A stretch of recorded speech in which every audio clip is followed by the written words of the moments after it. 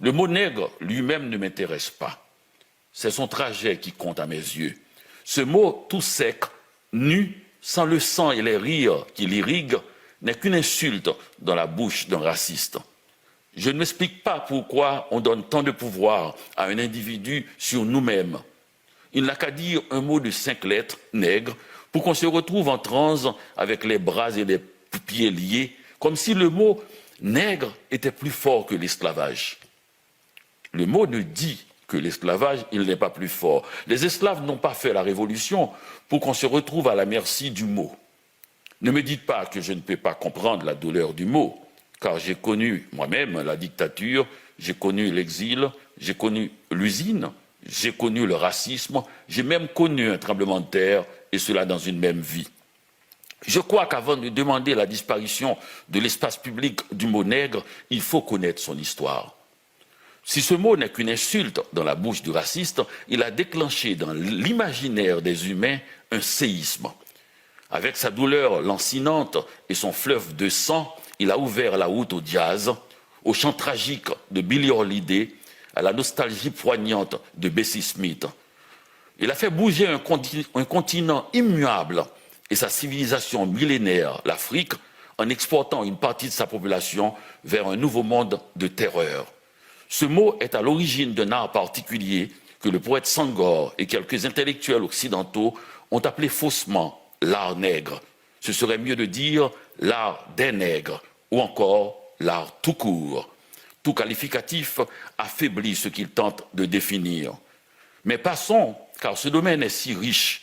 Dans le seul domaine de la littérature, on n'a aucune idée du nombre de fois qu'il a été employé. Si quelqu'un voudrait faire une recherche sur les traces et les significations différentes du mot dans sa bibliothèque personnelle, il sera impressionné par le nombre de sens que ce mot a pris dans l'histoire de la littérature. Et il comprendra l'énorme trou que sa disparition engendrera dans la littérature. La disparition du mot nègre entraînera avec lui un pan entier de la bibliothèque universelle. Notre blessure personnelle et nos récits individuels ne font que lui donner de l'énergie pour continuer sa route. Ce n'est pas un mot, c'est un monde. Il ne nous appartient pas d'ailleurs. Nous nous trouvons simplement sur son chemin à un moment donné. Il a permis la révolution à Saint-Domingue, Haïti, en devenant notre identité américaine. On a capturé des hommes et des femmes en Afrique qui sont devenus des esclaves en Amérique, puis des nègres quand Haïti est devenue une nation indépendante, et cela par sa constitution même. On ne va pas faire la leçon aux glorieux combattants de la première révolution de l'histoire. Si le mot révolution veut dire chambardement total des valeurs établies, celle de l'esclave devenu libre en est la plus complète.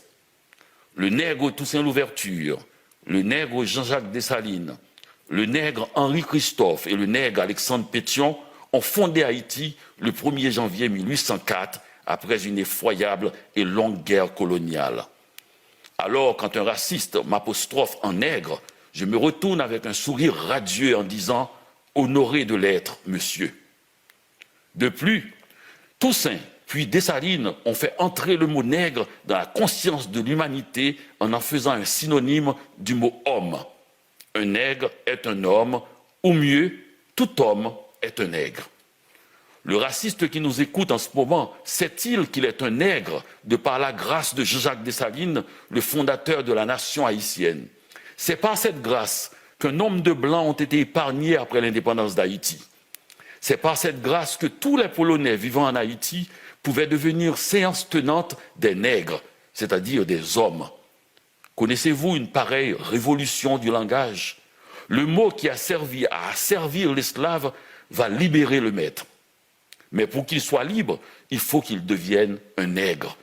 D'où la phrase magique « Ce blanc est un bon nègre, épargnez-le ».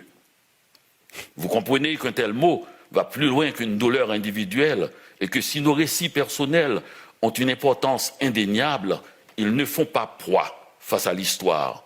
Une histoire que nous devons connaître puisqu'elle nous appartient, que l'on soit un nègre ou un bon nègre. Cette plaisanterie d'une hypocrisie insondable du N-word est une invention américaine comme le hamburger et la moutarde sèche.